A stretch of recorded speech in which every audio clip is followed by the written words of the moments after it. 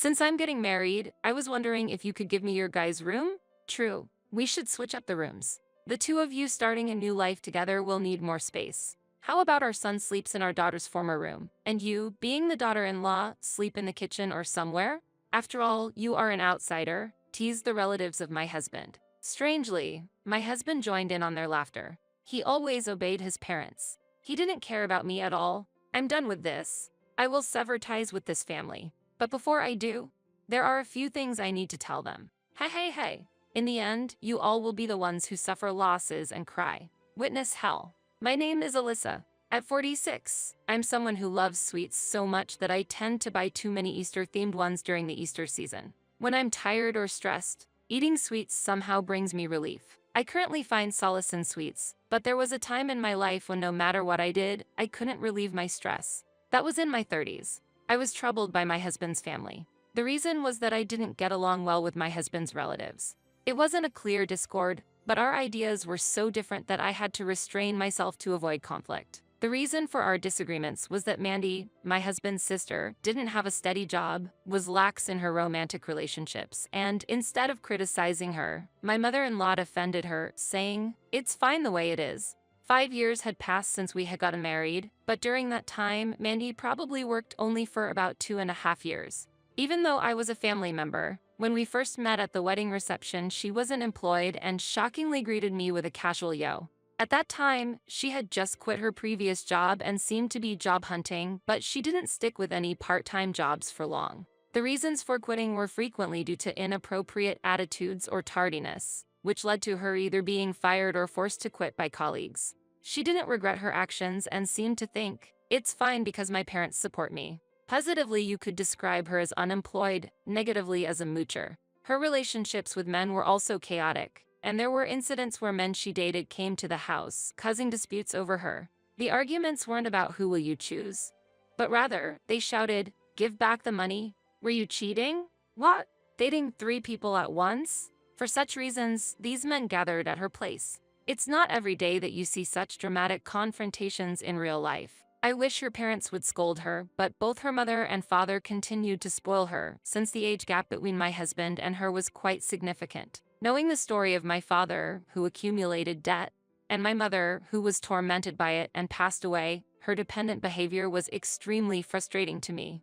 As an adult, she should be independent and not rely on her parents, I thought to myself, but as her sister-in-law, I felt I shouldn't speak out loudly. Currently, there are no direct problems between my husband and me, but his family's home is someone else's house. I was thinking of observing the situation when we would like to live with you guys. Huh? It was a sudden suggestion from my mother-in-law when we visited her home at the end of the year. Apparently, the house they had bought was getting old and seemed about to collapse. "It's a good opportunity, so let's live together," she said. I had no idea what was good about this, but living with them was not something I desired. I can't imagine living together under one roof. I absolutely couldn't accept living together. It was, however, hard to say directly how I felt, so I gently refused, saying, "It's important for us as a couple to have our time together." However, my husband tended to listen to his father, and when he said, "We want you to look after us as we get older," he couldn't argue back. As time went by, I gradually began to think, considering the future, maybe it would be practical to live together. As I started to be swayed by my parents' suggestion, I absolutely have to refuse. Of course, living with my husband's parents meant that girl would also be included. It was like a course menu for a great price. Yeah, not really. Why don't we try living together? If you don't like it, we can build a new house. Now is the chance since our current house is getting old, my mother-in-law blurted out. Once you start living together on a trial basis, the trial tends to become permanent real fast. We might end up living together for life. It's strange for someone planning to build a house to suggest cohabitation. Since my husband seemed likely to agree, I had to speak up. "I'm sorry, but if we consider living together or a multi-generational house, how will we handle the purchase costs? What about daily living expenses? If these aren't clear, I feel uneasy about living together." Hearing this, my mother-in-law looked displeased and retorted, "We live on a pension and can't afford it. I understand that. But what about your daughter? She's currently unemployed, and you are covering her insurance and taxes with your pension. Wouldn't the burden be lessened if she started working? So, what you're saying is, you want my daughter to find a job and share the expenses?" Yes, that's exactly what I'm saying. Watching the tense exchange between me and his mother, my husband stepped in to mediate. If Mandy were here, the situation would have been even more complicated. Luckily, she was out with her new boyfriend today, unaware that we were arguing about her. As the atmosphere became tense, my father-in-law said, "I have my retirement fund and savings, so it's fine," and my husband added, "I have income too." Everyone but me was trying to finalize the decision to live together. Looking closely at the conversation, the option of living together gradually became a reality and almost a definite decision. Without any opportunity to express my opinion, our cohabitation was quickly solidified and a decision was made. My husband promised not to inconvenience me, but somewhere in my heart, I couldn't fully believe that promise would be kept in an environment where we lived with his mother and sister. I hoped for no trouble but had to brace myself for reality. My love for my husband remained, but seeing how obedient he was to his parents filled me with complex emotions. While I understood the importance of being considerate to his parents, I also wished my husband would be more reliable, a desire that swirled with disappointment in my heart. Then, an unexpected problem arose. "Sorry, Alyssa." My husband apologized, kneeling before me, triggering a mix of worry and curiosity about what had happened. "What's going on all of a sudden?" "The company's going bankrupt. I got the notice today." His words revealed the shocking truth that his company was going bankrupt. "What?" was all I could say, shocked and bewildered, with the moment etched clearly in my memory. "Is the company really going bankrupt?" I wished it was a joke. "What's happening?" I asked. "Since the management change, the company's performance has been declining. The new employees faced unpaid wages and bonus cuts," my husband explained. His company wasn't small by any means. As a regional enterprise, it was considered mid-sized. But for such issues to surface so suddenly, were there no signs beforehand? I was astonished, to tell you the truth. The new president embezzled funds, and as a result, his wife and the former president decided to close the business. "The details aren't clear, but they probably couldn't secure loans," my husband continued. "Moreover, the president's wife decided to get a divorce, adding family turmoil to financial problems. If the company is destined to collapse, we have to accept it. Luckily, I have a job and savings. You can start looking for new employment," I said optimistically, but my husband hesitated, about that. Seeing his troubled expression, I asked directly, "Is there another problem?" After a pause, he revealed a shocking fact. My husband had signed on as a guarantor for a colleague's loan. That colleague had just become a parent. He had been facing non-payment of his salary, bonus cuts, inability to pay the home mortgage, and also had student loans to repay. Despite not doing anything wrong, he was financially cornered. He didn't want to burden his wife, so he had the company's situation and resorted to borrowing money from loan sharks. He had asked my husband to be the guarantor. Just hearing the circumstances was heart-wrenching, but ultimately, my husband was abandoned by his colleague, leaving him to shoulder a massive debt alone. This situation had started 2 months ago, and my husband seemed to have optimistically thought it was manageable since he still had a stable job and salary. I couldn't help but hold my head in disbelief. "Never in my dreams did I think we would end up in such a situation," my regretful husband said, leaving me utterly speechless. "Isn't that a bit too optimistic?" I wanted to interject, but I had no energy left to voice my thoughts. "What will happen to the house we're supposed to live in with your parents? You said we're processing the mortgage this coming weekend. I'm truly sorry, but could you please register the house under your name? I'm worried about the financial institution's review because of my debt." The issue isn't just about that. Isn't stopping the purchase an option? We've looked at many properties, but none had as good conditions as that house we liked. If we look for a similar one, we might lose a place for my parents to live in. Realistically, living in our current small home with this family wasn't feasible. The family had already set a date to let go of their current residence. There were reasonable points in what he said, but I also was against it. "At least, you should tell your parents about your unemployment and reconsider living together. That is, are you hesitant to expose your failed self to your parents?" When I asked, my husband didn't respond. "I understand. I'll talk to your parents." "No, don't. I'll do it.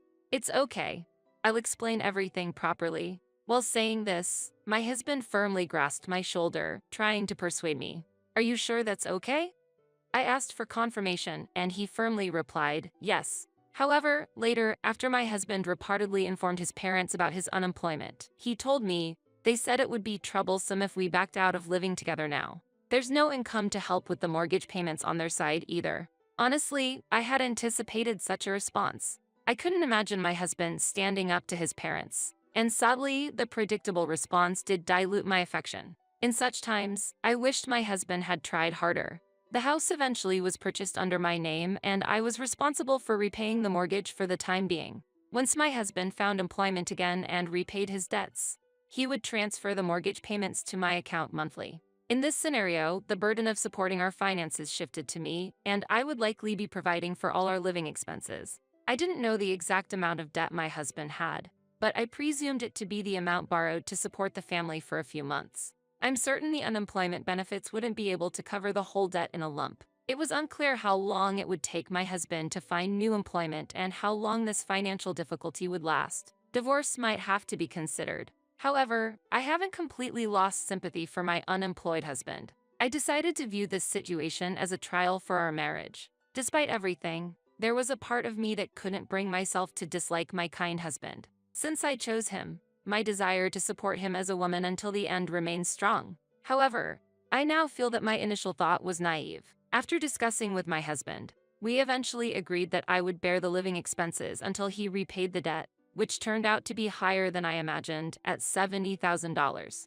Although I had doubts about whether the junior actually spent all $70,000 on living expenses and childbirth costs, verifying that now would have been too late. The amount of debt remained unchanged, and all we could do was seriously consider how to deal with it going forward. The economy was in a downturn, and job hunting for my husband in his 30s was not straightforward. He worked in auto parts manufacturing and didn't have any special skills that were particularly valuable in a specific industry. Although he tried to find a job in the same field, the trend to prioritize younger employees was strong, and companies welcoming older workers like my husband were rare. If it were a so-called toxic company, there might have been more opportunities for employment. Thus, my husband began living with his family without securing a job, even after the unemployment benefits ended. We had informed my in-laws about his unemployment status. I was hoping that the family would realize they couldn't entirely rely on us. About 3 months into our cohabitation, we were receiving $200 a month from my husband's parents as household expenses.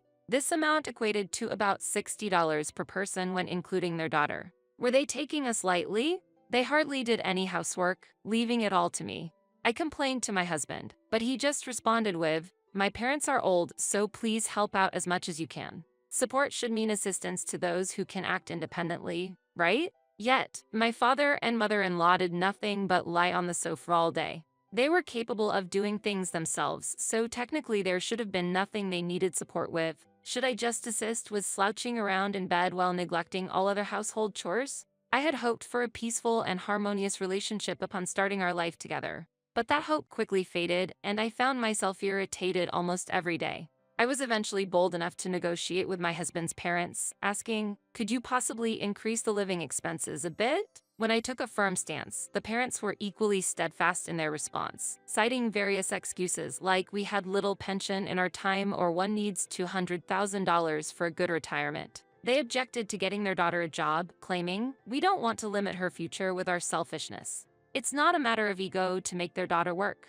After all, employment is a duty for all citizens." As I began to feel that I can't take it anymore, I also started to sense my affection for my husband gradually fading. Since we started living together, I found myself questioning my husband more and more, saying, "Whose side are you on anyway?" I thought he would support me, but at one word from his father, he'd easily switch his stance, saying, "That perspective is important too." Ultimately, he would persuade me to follow his parents' wishes. Where did the promise of not inconveniencing me go when we decided to live together? Moreover, living with Mandy was a nightmare. When I tried to relax at home on occasional off days during the week, she would bring her boyfriend over and start getting intimate in her room. While she was free to do whatever she wanted in her room, a little consideration as cohabitants would have been appreciated. Despite being at home, I faced uncomfortable and restless days. Then, one day, listen, I'm getting married," Mandy exclaimed cheerfully during dinner, a rare occasion for her to join the family meal as she was usually out with some guy at this hour. Wondering what she meant, she suddenly spread out a signed marriage certificate on the table, declaring, "Look, I'm getting married." Her parents froze for a moment, asking, "Huh? With whom?" "With my current boyfriend," Mandy replied, but given her frequent changes in partners, it was unclear which man she was referring to. She hadn't formally introduced him to her parents, and they were asking for details like, "How long have you been together?" "About 3 months, I guess." "It was love at first sight," she said with a smile, making my husband and me exchange worried glances, thinking, "Is this really okay?" It seemed like a path leading to divorce. Yet her parents, with a vague reason like, "If our daughter has chosen him, it's fine," fully believed in her happiness, even casually signing as witnesses. "I want him to live here too. But my room is a bit small." "True," her mother agreed, surprisingly supportive of her daughter and her husband's cohabitation. Their acceptance of the situation made me feel profoundly uncomfortable. "Since I'm getting married, I was wondering if you could give me your guy's room?" "Huh?" At her suggestion, my husband frowned. Then he looked at me, seeking agreement with a look that said, "This is impossible, right?" Certainly, it was a no-go. I didn't understand why he hesitated. He should have refused immediately. "Please, it's okay, right?" she pleaded, and the in-laws said, "You should give in a bit." Unable to bear it, I strongly retorted, "This is far too selfish." Then she suddenly said, "Hot Ollie, aren't you happy about my marriage?" In a cloyingly sweet manner. She usually never called me Ollie. "We should switch up the rooms. The two of you starting a new life together will need more space. How about our son sleeps in our daughter's former room, and you, being the daughter-in-law, sleep in the kitchen or somewhere? After all, you are an outsider." My mother-in-law teased. My father-in-law also chuckled. "Indeed, that's a good idea." Even as a joke, this was unpleasant. My husband, too, got caught up in the atmosphere and joined in with a haha, agreeing with his parents. I was truly disappointed. "A kitchen? That's not even a room." Mandy laughed along. "Well, someone who's always doing chores might as well belong in the kitchen," the mother-in-law added. "Exactly. After all, there are no rooms left, so outsiders should just leave," the daughter said, and her parents nodded in agreement. "Exactly." Despite the family's abnormal excitement, my husband did not intervene, and I was left without an ally. "Go on, get out," she gestured dismissively at me. My mother-in-law mockingly suggested, "Maybe sleeping in the park isn't such a bad idea." Everyone was against me. "Is that really okay with you? You do realize that your son doesn't have a job right now. Have you considered what will happen if I leave? Life will get harder, you know?" To my question, the mother-in-law responded, "Our son has a little savings, and if he finds a job, it shouldn't be a problem. It's just temporary." The family didn't know that my husband was burdened with a significant debt. He said he didn't want to talk about it, so we kept it a secret. Whatever the reason, he probably thought they would despise him if the debt came to light. "How can you say such a thing? Have you forgotten that I purchased this house? What nonsensical thing are you talking about?" My mother-in-law retorted, and seeing her confused face, I momentarily thought, she's playing dumb.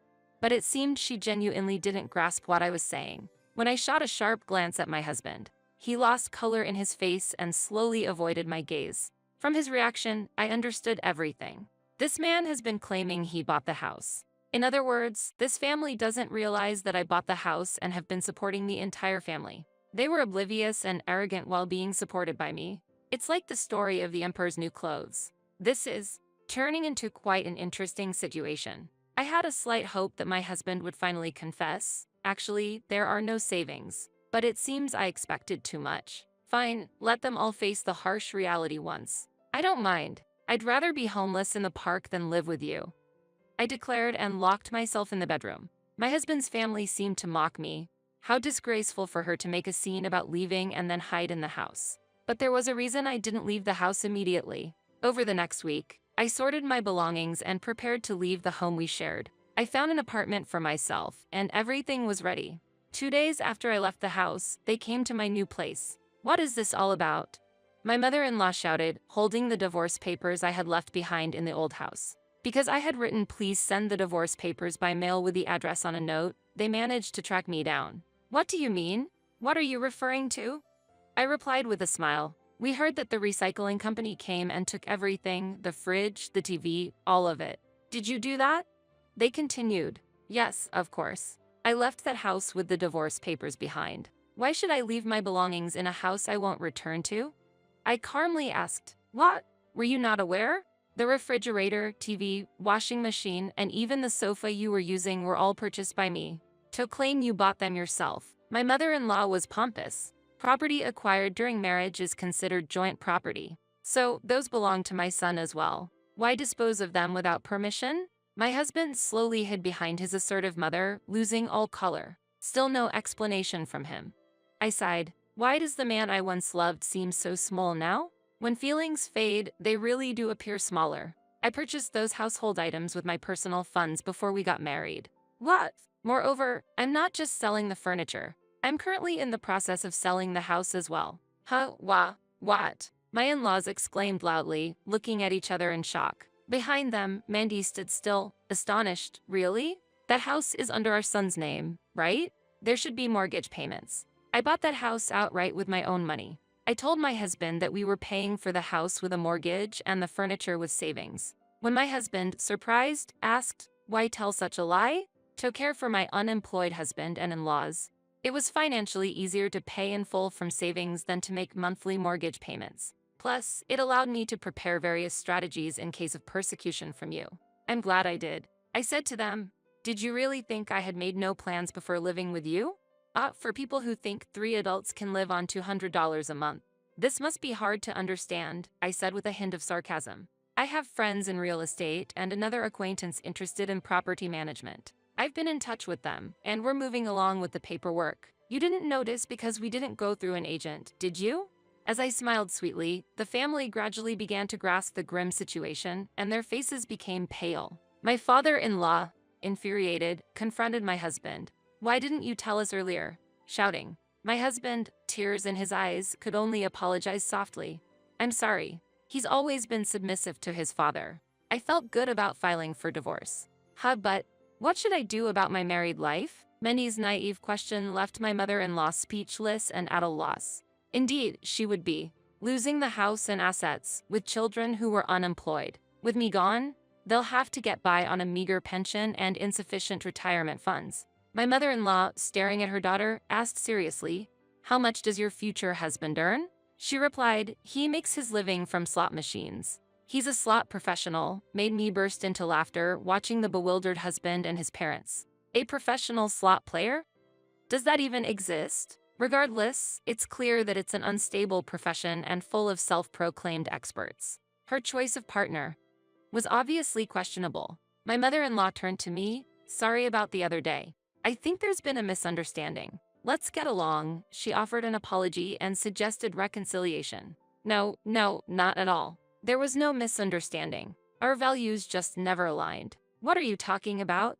Haha. As I laughed loudly, she insisted, "Don't reject so quickly. There must have been some misunderstanding, but I completely denied it. Are you planning to abandon the family?" My father-in-law glared at me. But when I retorted, "Wasn't it your wife who treated me as an outsider first?" He fell silent. "Just wait. To treat me so coldly. We once lived under the same roof." My mother-in-law raised her voice. "Yes, we did live together and I took care of you." "That's precisely why I can't live with you anymore," I replied. My husband pleaded, "Please reconsider. If you had been even a little bit more supportive, perhaps my feelings would have changed. But it's too late now." "I'm not inclined to," I rejected. I casually dismissed my husband's plea. "Don't use such words. Difficulties are part of family life," my mother-in-law implored desperately. Mandy nodded in agreement, hoping for support through their troubles. Difficulties. If you call it that, why not try living in the park? Overcome those difficulties as a family, without relying on an outsider like me. When their own words were thrown back at them, my mother-in-law and Mandy blushed and accused me. "How cruel can you be? What will you do without me? How do you plan to live?" I asked, and they were silent. I felt slightly satisfied. I was just about to get married. Mandy lamented, and my mother-in-law comforted her daughter. "It's truly unfortunate how things turned out. If only they had raised her to be independent, this wouldn't have happened. Too much coddling, too optimistic." Thinking back, my husband becoming a guarantor for a colleague's debt and clinging to a struggling company also highlighted this family's characteristic. It makes sense now. This indulgence was inherited from the mother's side. So I said, "But I believe your worries are unfounded," leaving the family dumbfounded. I then revealed, "There might be a possibility that your daughter's husband might have another lover." The family was shocked. "What?" Seeing that, I couldn't help but burst into laughter. Mandy asked, "What do you mean with possibility?" "Well, it's hard to say who, since you change boyfriends so frequently. But if it's the recent one, he's been quite close with a woman living on the first floor of this apartment." They were astonished. a classic case of the answer being right under their nose. On the day I moved here, I happened to see Mandy's latest boyfriend, presumably her fiancé, entering and leaving the apartment of the woman living on the first floor, visiting at night and leaving in the morning. Such behavior seemed indicative of a romantic relationship. Could be his sister or something, though I doubt it. Have you heard anything? I inquired, and Mandy fell silent. Her silence suggested that the man visiting the woman's place was likely her fiancé. I can't believe I was deceived, she muttered, collapsing to her knees. Furious, she tried to contact him, but he hung up as soon as she explained the situation. I can't believe it. This is outrageous. Mandy exploded in anger. My mother-in-law attempted to calm her, but Mandy's fury was unstoppable. As the family chaos unfolded, I secretly enjoyed the spectacle. So, I've made my decision. I'll sign the divorce papers, okay, dear? My husband had no response. I know you don't have much in assets, but you've set aside some savings for the worst-case scenario, right? I'll claim that in the division of property. Huh? He was stunned, but I smiled. That's only fair. I might have seemed like a devil to him, but this was merely justice. Forced to care for your parents, I had every right to seek compensation.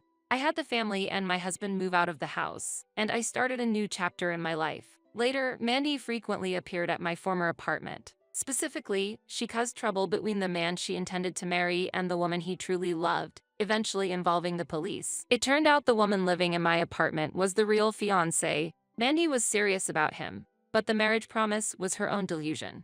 He had merely been toying with her. A harsh reality for her, but an inevitable outcome. Furthermore, having lost their home and assets, the family pinned their hopes on my husband's savings. But my demand for property division crushed those hopes. Thus, the family bonds frayed even more. At first, my husband was blamed for this due to his lack of management, but unable to withstand the pressure, he finally snapped and had a fierce argument with his mother. It's because you keep defending Mandy that we've ended up in this situation. It's your fault that my wife is angry, he argued, directing the blame towards his parents. He then proposed to me.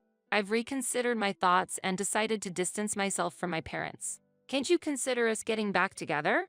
I was surprised and confused by this unexpected proposal for remarriage. My husband's naivety hasn't changed. My father-in-law, previously submissive, showed his anger when his son lashed out. The family conflict escalated, leading to the realization that the root problem was Mandy not working, but it was already too late, evolving into a significant domestic dispute. As a result, the family split. Despite wishing for separation or divorce, my husband's parents continued living together for financial reasons, barely speaking to each other. My husband, who found re-employment at a company with a dormitory, had to quit just a few months later due to health issues as the company turned out to be exploitative. Mandy had no choice but to work when she suddenly found herself in the middle of a lawsuit from the wife of a married man she had been in a previous relationship with. Because regular jobs paid little, she chose nightlife work, but ended up harming her health due to the alcohol. My husband and Mandy had to rely and cooperate with their parents. Despite their estrangement, the family formed a peculiar living arrangement, staying together. Relying on others ultimately comes at a cost. Meanwhile, after the divorce, I started focusing on my own career. Previously prioritizing family, I avoided overtime and declined promotions, but changing my work approach led to a promotion to area manager at an apparel manufacturer. The job wasn't easy and had some dark aspects, but the relationships were good and I had a sense of fulfillment. I was satisfied with the salary, and above all, it was an enjoyable workplace. Currently single, I'm open to the thrill of romance but continue to prioritize my job for now. You're asking if there's anything new. Truth be told, the real estate agent who handled the sale of my house recently invited me to dinner. Having known him for a while, he's been a good person to talk to during stressful times post-divorce. I hadn't considered him romantically before, but lately I've felt a bit attracted to him, especially after he celebrated my birthday. In a tipsy moment, he said, "Life would be fun if you were my wife." Could that indicate his interest in me? But I might be overthinking it. After all, I'm not so young anymore to get carried away so easily. Yet, if there is mutual affection, perhaps progressing the relationship might be worth considering. For now, though, I want to savor this sweet mood a bit longer. That's the plan for now.